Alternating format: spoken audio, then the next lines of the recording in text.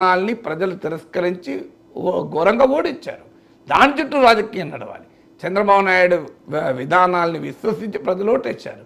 దాని చుట్టూ రాజకీయం నడవాలి.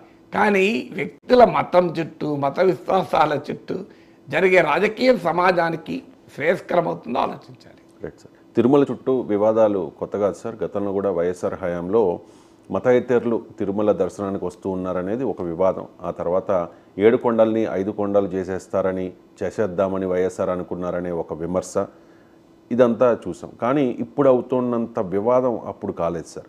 మరి జగన్ చుట్టూ ఎందుకెంత తీవ్ర రాజకీయ వివాదంగా ఈ తిరుమల ఇష్యూ మారిపోయింది అంటే? కామన్ థింగ్ ఏంటంటే అప్పుడు ఇప్పుడు ఈ విమర్శలు, ఈ వివాదాలు ఉన్నప్పటికీ మీరు అన్నట్లు తీవ్రతలో తేడా ఉందన్నమాట. నిజం.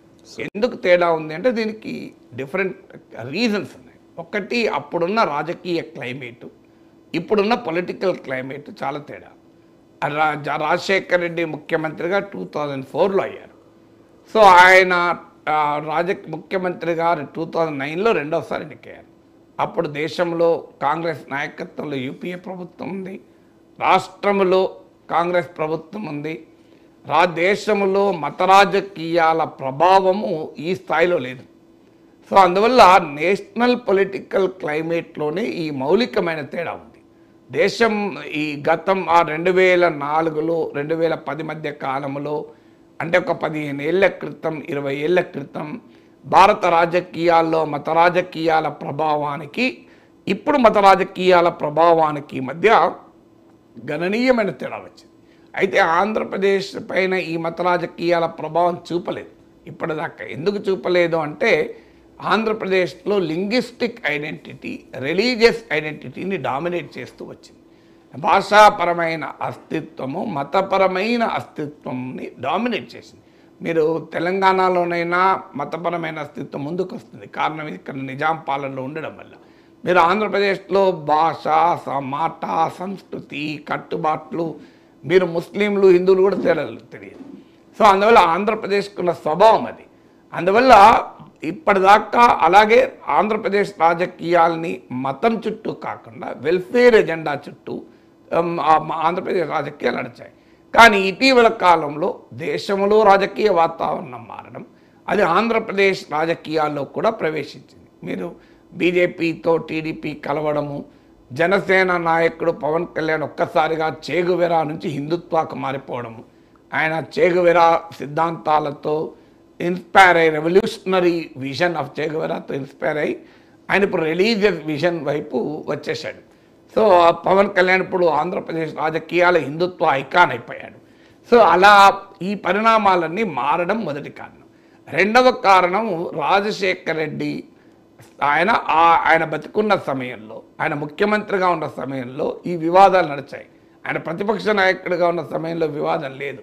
ఎందుకు లేదంటే ఆయన ప్రాంతీయ పార్టీ నాయకుడు కాదు, ఆయన ఒక జాతీయ పార్టీలో నాయకుడు కనుక ఆయన చుట్టూ పార్టీ ఉండదు కనుక ఆ రాజకీయం నడవలేదు.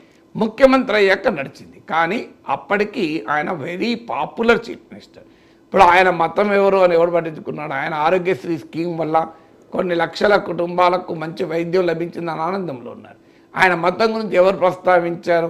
ఆయన ఇచ్చిన ఫీ రీయింబర్స్మెంట్ వల్ల మా బిడ్డలు చదువుకున్నారని అన్ని మతాలకు చెందిన పేద బిడ్డలు ఆనందపడ్డారు. సో ఆయన ఆ స్కీమ్, ఆయన ఉచిత విద్యుత్ వల్ల మేము వ్యవసాయం పండుగైంది దండగ కాకుండా అని రైతులు ఆనందపడ్డారు. సో అందువల్ల ఆయన వెల్ఫేర్ ఎజెండా అనేది ఆయన పాపులారిటీని గణనీయంగా పెంచింది. అందుకే రాజశేఖర రెడ్డి మరణించాక కూడా జగన్మోహన్ రెడ్డి ఆయన వారసత్వం ద్వారా ఇంత స్థాయిలో ముఖ్యమంత్రిగా, ప్రతిపక్ష నేతగా ఉండగలిగాడంటే అది వైఎస్ఆర్ యొక్క ప్రత్యేకత. ఇది రెండవ కారణం. కానీ ఇందులో భిన్నంగా జగన్మోహన్ రెడ్డి ఓడిపోయాక ఆయన పట్ల వ్యతిరేకత వ్యక్తమైన సమయంలో, ఆయన తీవ్రమైన నెగటివ్ పబ్లిక్ సెంటిమెంట్ ఎదుర్కొంటున్న సమయంలో ఈ వివాదం వచ్చింది. అది రెండవ తేడా. మూడవ తేడా ఏంటంటే అప్పుడు ఆంధ్రప్రదేశ్ రాష్ట్ర విభజన చుట్టూ రాజకీయం నడిచింది.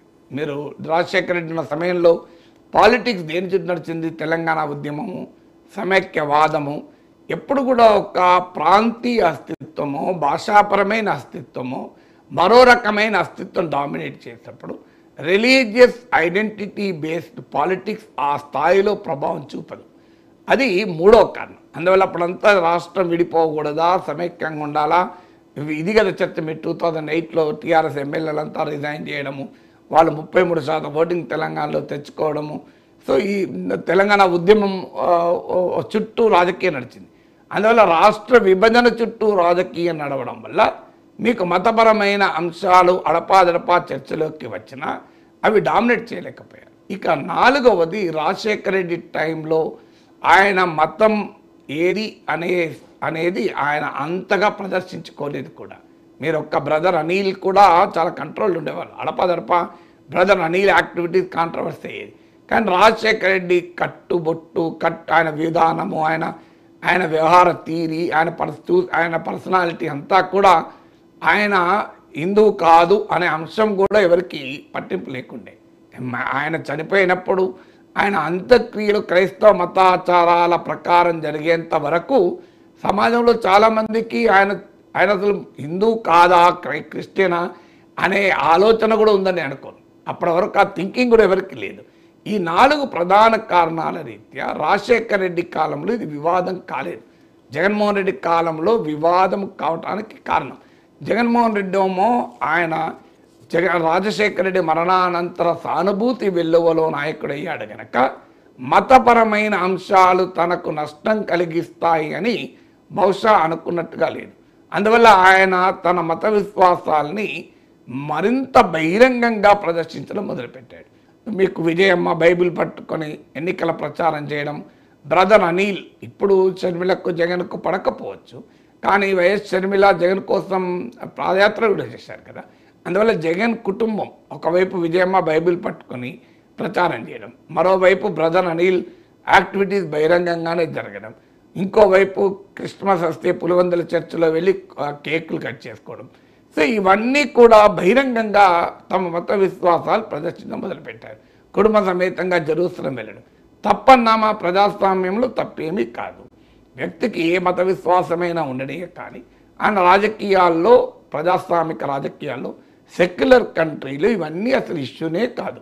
ఆయన ఎలా పాలించాడన్నది విషయమే తప్ప ఇష్యూ కాదు. ఇది ఐడియల్గా నన్ను అడిగితే చెప్తాను. కానీ రాజకీయం అలా ఉండదు కదా. రాజకీయం రాహుల్ గాంధీ మతం ఏది, రాహుల్ గాంధీ గోత్రం ఏది, రాహుల్ గాంధీ కులం ఏది, రాహుల్ గాంధీ కుటుంబం ఏది అని రోజు బీజేపీ అటాక్ చేయడం లేదా? రాహుల్ గాంధీ ఇందిరాగాంధీ మనమడు, రాజీవ్ గాంధీ కుమారుడు అందరికీ తెలిసిన ఆయన ఫిరోజ్ గాంధీ మనమడు, ఆయన సోనియా గాంధీ కొడుకు. ఇది మొదలు పెడతలేరా? ఆయన అమ్మమ్మ ఇటాలియను అని మొదలు పెడతలేరా?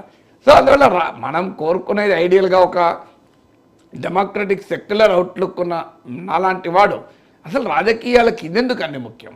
ఇప్పుడు నువ్వు హిందువు అయితే హిందువైనా ప్రజా వ్యతిరేక విధానాలు అనుసరిస్తే నువ్వు హిందువు అయితే ఎందుకు కాకపోతే నాకేంది? ఇవాళ పెట్రోల్ ధరలు పెంచితే హిందువులందరికీ భారం కాలేదా? అండ్ హిందువులకు ఎగ్జంప్షన్ ఇచ్చారా, కూపన్లు ఇచ్చారా? సో అందువల్ల ఇవాళ పత్రికలో వచ్చింది, వంట నూనెల ధరలు గణనీయంగా పెరుగుతున్నాయి. పాలించే వాళ్ళంతా హిందువులే కదా, ప్రధానమంత్రి హిందువే, ముఖ్యమంత్రి హిందువే. మరి వంట నూనెల ధరలు పెరిగితే బాధపడే ప్రజల్లో 80% హిందువులే కదా. మరి హిందువులు బాధపడతలేరు. మీరు ఇవాళ పత్రికలు చూడండి, భయంకరంగా వంట నూనెల ధరలు, ఎల్లిపాయ ధరలు, అన్ని రకాల ఆహార వస్తువుల ధరలు పెరుగుతున్నాయి. మరి భారం ఎవరు భరిస్తున్నారు? హిందువులు కదా. సో అందువల్ల ఆ రాజకీయం నేను అనొచ్చు, కానీ సమాజం అలా ఉండదు కదా. సమాజంలో మత భావోద్వేగాల ఆధారంగానే దేశంలో అధికారాలే మారుతున్నాయి కదా.